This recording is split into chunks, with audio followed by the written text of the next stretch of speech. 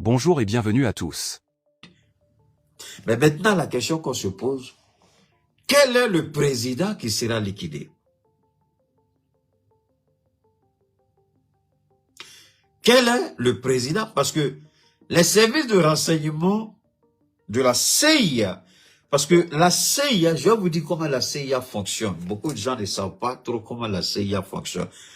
Quand vous voyez, la CIA travaille un peu comme l'armée française.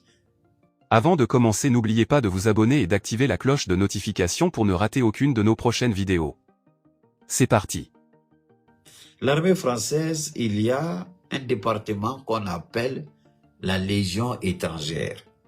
Ce ne sont pas des Français qui sont là-bas, non. Ce sont des ressortissants d'autres pays qui travaillent là-bas, au niveau de la Légion étrangère. Et en général, c'est eux qu'on envoie plus sur le front, donc pas les véritables Français. S'il y a des Français, c'est que ce sont des Français qui sont des officiers supérieurs, c'est-à-dire les commandants des théâtres d'opération. Sinon, la plupart des soldats, ce sont d'autres nationalités. N'oubliez jamais ça. Alors la CIA travaille comme ça. La CIA vient et puis la CIA recrute dans votre pays les agents doubles. La CIA les envoie aux États-Unis pour subir d'abord toutes les formations en matière de contre-espionnage. Et comment on appelle ça? Combat rapproché, protection rapprochée, maîtrise des armes, explosifs, analyse des données. Comment se cacher, comment se fondre dans la foule, comment vivre avec une double, une triple, une quadruple identité. On leur apprend tout ça au sein de la CIA. Vous ne verrez pas la CIA ici, un Américain du renseignement américain travailler ici. Tous les grands responsables sont dans les bureaux, dans leur ambassade. Dans leur ambassade. Mais ce sont des Maliens qui ont été recrutés par la CIA.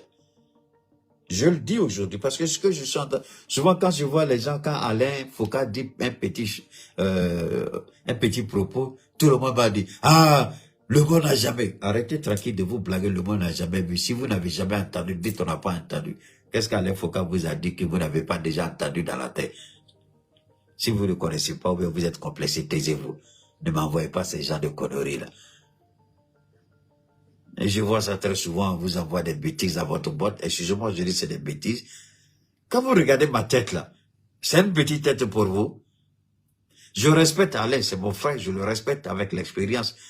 Mais si Alain même s'assoit avec moi, Alain va dire non. Je ne sais pas, depuis longtemps, j'aurais dû travailler avec toi. Je ne m'invente pas, mais ne m'envoie pas des conneries. Ah, ça, pour vous, c'est nouveau, pour Keita, ce n'est rien. Ce que je suis en train de vous dire, est-ce qu'Alain Foucault vous a déjà dit ça une fois? Merci à celui qui a écrit exactement. Ce que je suis en train de vous dire là, montrez-moi un journaliste qui vous a déjà dit ça. Ce sont les anciens même du renseignement, eux-mêmes souvent qui en parlent. Mais il faut pour comprendre ça, il faut beaucoup se documenter. Tous les éléments de la CIA au Mali, la CIA est au Mali, la CIA est dans le Liptako Gourma. Ils parlent Bambara comme toi et moi. Ils parlent le Boré comme toi et moi. Ils parlent le Hausa comme toi et moi. Mais c'est un agent double de la CIA qui travaille pour la CIA. Ils sont déjà chelous. Comment les détecter? C'est nos services de renseignement qui peuvent les détecter. Comment les détecter? Il faut avoir un système de communication ultra performant. Ce à quoi je ne m'inquiète pas, parce que je sais que une fois que le Mali, déjà on est sur satellite, je vais vous raconter une autre histoire. Hillary Clinton, pourquoi les Américains disent que la Russie a influencé leur élection? C'est faux, c'est pas vrai. C'est vrai, les renseignements sont sortis avec les docs. Mais qu'est-ce qui s'est-il passé en réalité? Hillary Clinton a discuté, après la réélection, je ne sais pas, cette élection de Poutine là, Hillary Clinton, qui était encore secrétaire d'État de Barack Obama, Elle dit à son directeur de... non, elle venait de quitter, pardon, elle venait de quitter l'administration Obama. Donc, elle se préparait maintenant pour affronter Donald Trump. Elle se préparait pour affronter Donald Trump. Elle n'était plus secrétaire d'État.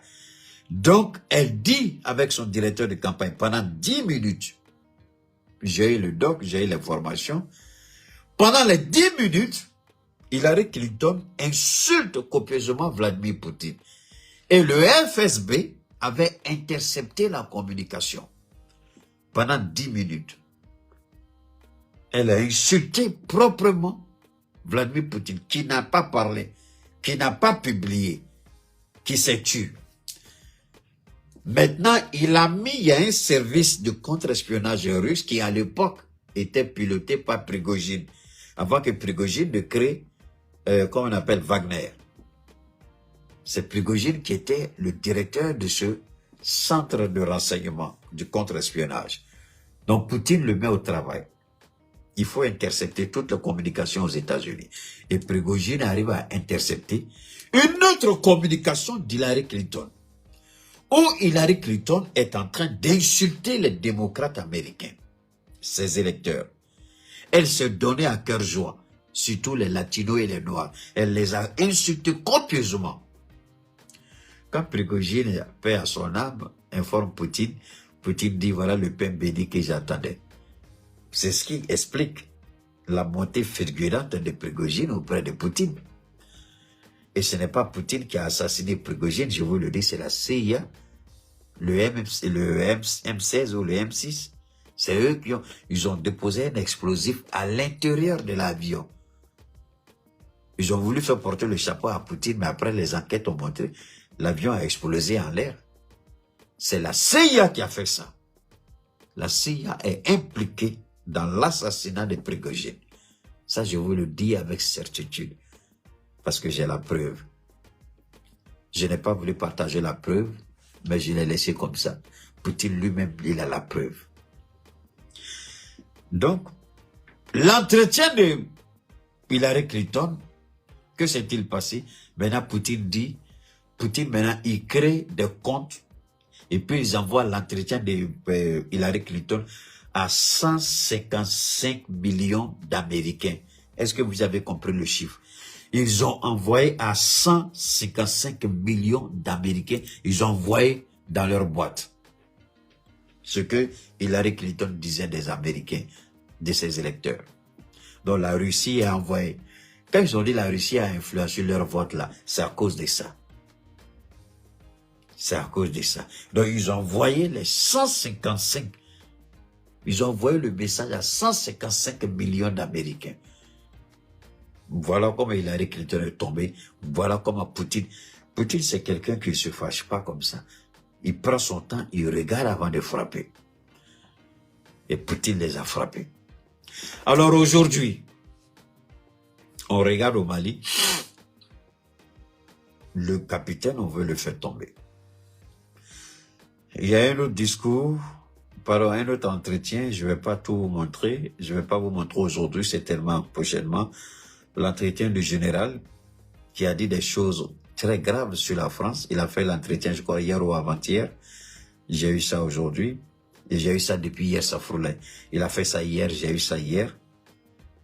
Le général Tiani, il a fait un entretien accordé par la télévision de Niger. J'ai ça, on va analyser. J'ai le discours du capitaine, on va analyser, mais tout ça, on va pas le faire aujourd'hui. Aujourd'hui, on va vous faire écouter d'abord ce que Christian dit, et puis ensuite, à partir de ce qu'il a dit, je peux me tromper. Mais le nom du président que je vais vous donner, je suis certain que ce président-là, ça va être compliqué qu'on perde. Attendez, je vais voir, je crois que je dois avoir ça. Oh là là, où j'ai mis ce truc-là, où j'ai mis ça. Où j'ai mis ça, où j'ai mis ce truc-là. Je devrais avoir... Oh là là là là, où c'est parti? Ouh.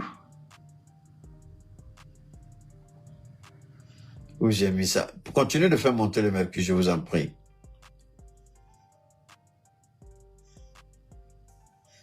Faites monter le mercure, pardonnez, faites monter le mercure, parce qu'il faut que je pense que je ne me retrouve pas, mais je vais rapidement vous retrouver ça, c'est très facile. C'est très facile, je vais vous retrouver ça rapidement. Faites monter le mercure, je vous en prie, voilà, ça y est là. Alors on va écouter, je vous en prie. On va écouter. Faites monter le mercure, je vous en prie, faites monter le mercure. On va maintenant écouter l'enquête de Chris Yapi. 10 heures. On va écouter.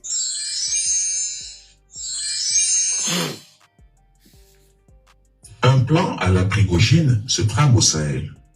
Menace imminente d'atteinte des forces néocolonialistes et impérialistes contre la vie d'un dirigeant de l'Alliance des États du Sahel, AES. Cette information est d'une importance capitale et pourrait, si on la néglige, nous faire assister à un grand malheur. Les ennemis de la souveraineté de l'Afrique sont déterminés à porter atteinte à la vie d'un grand dirigeant africain et menacer de facto certains équilibres sous-régionaux pour faciliter la déstabilisation de plusieurs États clés de la région sahélienne. Oui, je le répète, ceci n'est pas un jeu, car il s'agit de la vie d'un homme et de la survie de plusieurs peuples. Chris Yapi, grâce au concours d'un agent des services de renseignement extérieur d'un pays occidental, a réussi à entrer en possession d'une information de la plus haute importance sécuritaire. Il s'agit d'une menace relative à l'intégrité physique de l'un des chefs d'État de l'Alliance des États du Sahel, AES. Les services secrets français, en relation étroite avec la CIA, ont décidé de reprendre la main dans... Vous avez bien compris, je vais vous amener à bien regarder. Voilà ça, regardez bien. Ça, c'est la DGSE. Oh non. Et le coup de peur va sortir dans s'il y a la haine. Pardon, c'est pas toi. Toi, tu parles trop. 13 heures. C'est 10 pas... heures. Après, c'est un exemple. L'information est d'une importance capitale Écoutons. et pourrait, si on la néglige, nous faire assister à un grand malheur. Les ennemis de la souveraineté de l'Afrique sont déterminés à porter atteinte à la vie d'un grand dirigeant africain et menacer de facto certains équilibres sous-régionaux pour faciliter la déstabilisation de plusieurs États clés de la région sahélienne. On écoute, hein? Oui, je le répète, ceci n'est pas un jeu, car il s'agit de la vie d'un homme et de la survie de plusieurs peuples. Chris Yapi, grâce au concours d'un agent des services de renseignement extérieur d'un pays occidental, a réussi à entrer en possession d'une information de la plus haute importance sécuritaire. Il s'agit d'une menace relative à l'intégrité physique de l'un des chefs d'État de l'Alliance des États du Sahel, AES. Les services secrets français, en relation étroite avec la CIA, ont décidé de reprendre la main dans la sous-région ouest africaine qui, selon eux, est en train de tomber dans la sphère d'influence de la Russie. Cette région, qui est traditionnellement leur précaré, est en train de basculer dans le giron de la Russie. Ils ne peuvent pas accepter cela. Ils ont estimé que ce basculement historique contrevient gravement à leurs intérêts économiques, diplomatiques, militaires et géostratégiques et qu'il faut l'arrêter à tout prix. Pour cela, il a été décidé que la meilleure solution et la plus facile à mettre en œuvre est de liquider physiquement l'un des chefs d'État de l'AES. Lequel? Notre source nous le révélera dans les jours à venir. Mais pour l'heure, il faut que vous sachiez que le plan est sur la table et les préparatifs sont avancés, même très avancés. Selon nos informations, il est même question que le plan de l'élimination soit exécuté d'ici la fin du mois de décembre. à moins que cette enquête, qui dévoile le plan conçu pour tuer un des chefs d'État de l'AES, ne contribue à faire échouer ce macabre plan. De deux choses l'une. Soit, après lecture de mon enquête, les 3 chefs d'État s'interdisent tout déplacement par aéronef. Je répète, qu'ils stoppent net tout déplacement par aéronef, le temps que nous puissions avoir tous les fils du filet. Ou bien alors, l'ennemi, sentant son plan à moitié découvert, renonce momentanément. Toutefois, sachez bien que ce plan d'élimination physique d'un des chefs d'État de l'AES aura lieu quitte à échouer, car les grandes puissances impérialistes ne renoncent jamais à leurs intérêts. Aujourd'hui, l'AES est considérée par les États-Unis et la France comme étant une menace gravissime pour leur survie et la survie de leur suprématie et leur hégémonie en Afrique, voire dans le monde entier.